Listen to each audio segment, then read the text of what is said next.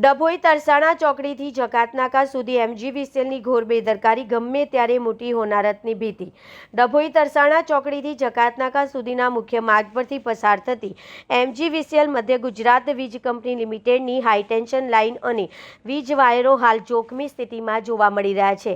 આ વિસ્તારમાં વીજ વાયરો પર ગાંડા બાવળો એવો ભરડો લીધો છે કે મેઇન લાઇન અને બાવળની ડાળીઓ એકબીજામાં ફસાઈ ગઈ છે।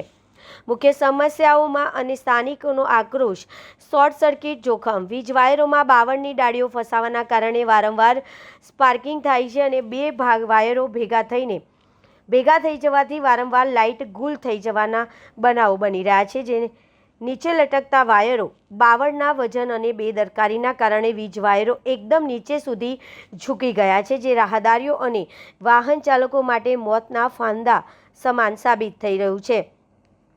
જાનહાનિનો ભય। અત્યારે શિયાળાની ઋતુ અને આગામી ચોમાસા પહેલાં જો આ સફાઈ કરવામાં નહીં આવે તો કોઈ મોટી દુર્ઘટના સર્જાઈ શકે છે। સ્થાનિકોનો પ્રશ્ન છે કે જો કોઈ મોટી જાનહાનિ થશે તો તેનું જવાબદાર કોણ?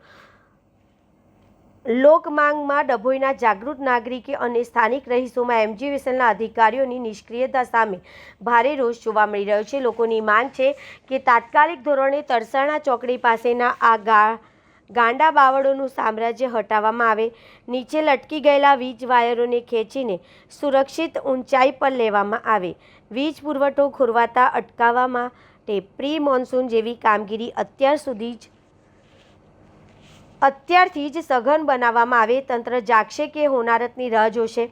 વારંવારની રજૂઆતો છતાં એમજીવીસીએલના અધિકારીઓ હજુ સુધી ઘોર નિંદ્રામાં હોય તેમ જણાય છે। શું તંત્ર કોઈ મોટી જાનહાનિ કે હોનારત સર્જાય પછી જ જાગશે? તેવા વેધક સવાલો જનતા પૂછી રહી છે।